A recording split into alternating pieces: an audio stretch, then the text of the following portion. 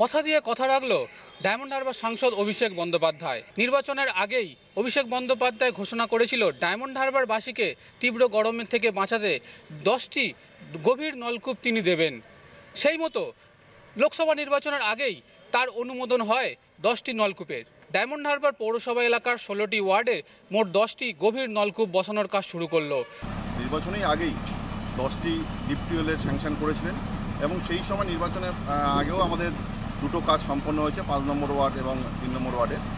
এবং তারপরে যে আমরা জানি ডায়মন্ড হারবার নয়, সারা ভারতবর্ষের উন্নয়নের নিরিখে সংসদ হিসেবে অভিষেক বন্দ্যোপাধ্যায় 1 নম্বর এবং মানুষের আশীর্বাদ এবং ভালোবাসা নিয়ে বিপুল ভোটে ভারতবর্ষের সবচেয়ে বেশি ভোটে জয়যুক্ত হওয়ার পরেও কিন্তু সেই কাজের নিরিখে উনি যে 1 নম্বর, সংসদ হওয়ার পরেই উনি মনিটরিং করে আবার যে কাজ আমাদের কাজগুলো বাকি ছিল সেগুলো শুরু করার জন্য তৎপরতা হয়েছে। বিভিন্ন ওয়ার্ডে দেখছি জলের সমস্যা তো রয়েছে, তো অভিষেক বন্দ্যোপাধ্যায়ের উদ্যোগে আমাদের বিভিন্ন ওয়ার্ডে 10টা টিউবওয়েল দিয়েছে, ডিপ টিউবওয়েল।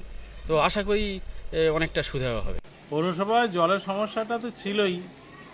টিউবওয়েলে আমাদের যে জলটা যেটা সকালে আসে দুপুরে আসে সেটা সাফিসিয়েন্ট জল নয়, জলটার মধ্যে অনেক পরিষ্কার অপরিষ্কার জল থাকে, যেটার জন্য আমাদের খুব সমস্যাটার সমাধান করা যায় না। সেই ক্ষেত্রে যদি ডিপ টিউবওয়েল কিছুটাও যদি দেওয়া যায়, পৌরসভা 10টা শুনছি দিয়েছে, তো সেটা তো আমাদের অনেকটা সাপোর্ট দেবে। এই গভীর নলকূপ বসানোর ফলে জলকষ্ট থেকে ডায়মন্ড হারবারবাসী অনেকটাই রেহাই পাবেন। আগামী দিনে আরও বড় পরিকল্পনা রয়েছে জলকষ্টের সম্পূর্ণ প্রতিরোধ করতে। এই অবস্থায় আগামী দিনে সাংসদ অভিষেক বন্দ্যোপাধ্যায় কী পদক্ষেপ নেন জলকষ্ট থেকে বাঁচাতে, এখন সেদিকেই তাকিয়ে রয়েছে ডায়মন্ড হারবারবাসী। আমার শহর ডায়মন্ড হারবার থেকে জয়দীপ হালদার, কলকাতা টিভি।